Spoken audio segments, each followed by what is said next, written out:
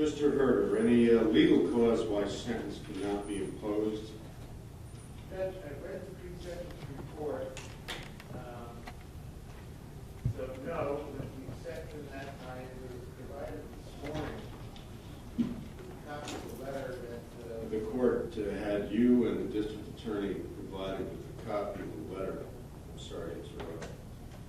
That is purportedly sent to the court by Mr. Reese, although the court cannot confirm that it actually is Mr. Reese's signature. And I copied it, provided to the DA and also to you this morning. This is not a motion, since it is unsworn,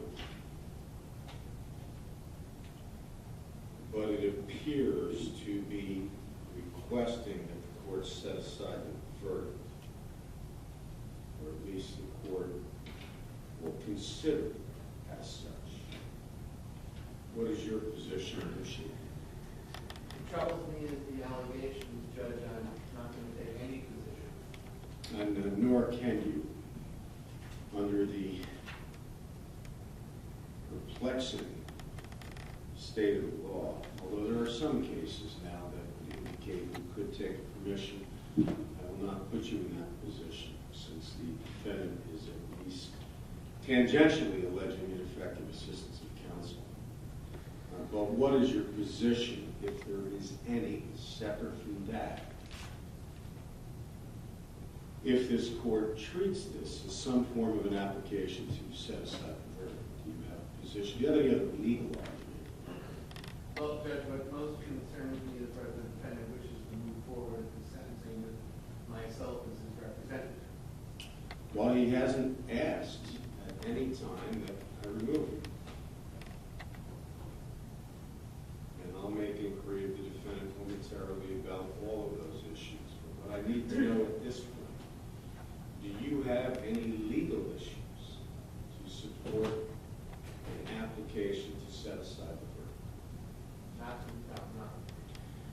All right, Mr. Reese, I have indeed received a letter that purportedly is sent to the court by you, and by law and by ethics I'm required to copy it for both attorneys, since the court is not permitted to consider any ex parte, which means applications from anyone without notice to the other parties.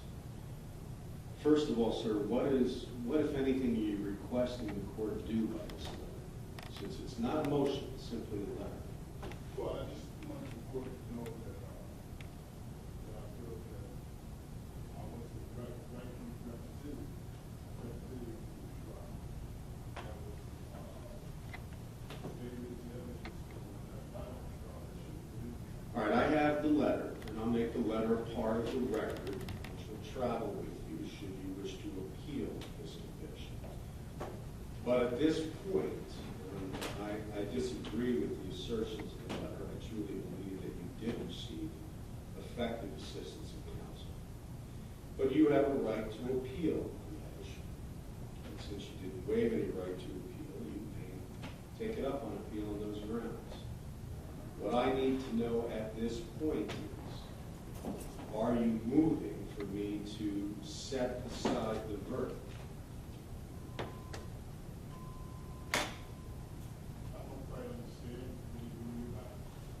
And that's why you have an attorney representing you.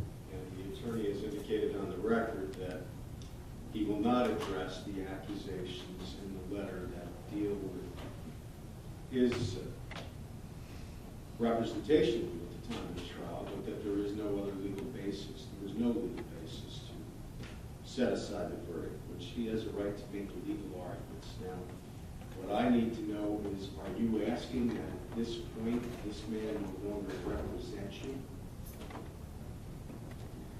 I mean, we're here today, we're going to go forward with this sentence. Are you requesting? We're going to go forward with the sentence. I'm sorry? If we want to go forward with the sentence,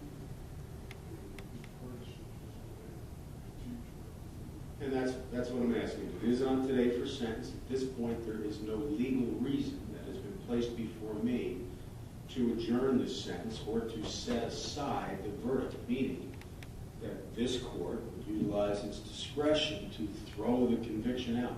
I shall not do that today. But what I need to know from you is, are you asking that I remove Mr. Herder from your representation today at this sentence?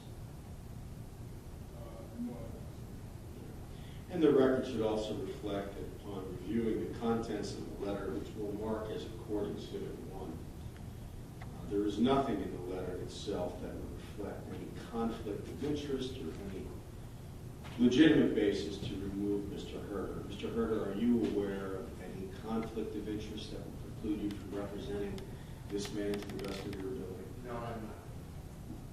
Then under those circumstances, we'll continue with the sentence today. You folks may sit down until I ask you to address the court. Then you shall stand. All right, so there's no legal cause why sentence cannot be imposed at this point. Is that correct, Mr. Chairman? Yes. All right, Ms. Fagalone, there was a letter that was sent to the court and also to defense counsel indicating that people who are family members of the victim wish to speak and address the court at sentence. Is that correct? That's correct. All right, let's go forward. There are 4 family members who wish to address the court, and 1 was at the district attorney's office. Any objection, Mr. Hurd? Now, the first family member we would call is Aron Thomas, the widow of Freeman.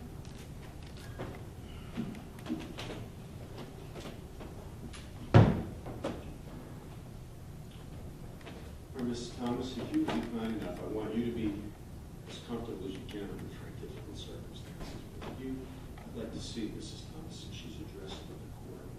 Just put her between the 2 tables. Are you okay there, ma'am? Go. My name is Susan Thomas, and Aron Thomas was my husband, best friend, and the father of our 2 children. David Reese murdered Aron on February 3rd, 2014. What David Reese did that day was unimaginable, and the impact of his choice that morning will have a lasting impact on myself and our children, as well as our extended family and friends. Who was Aron Thomas?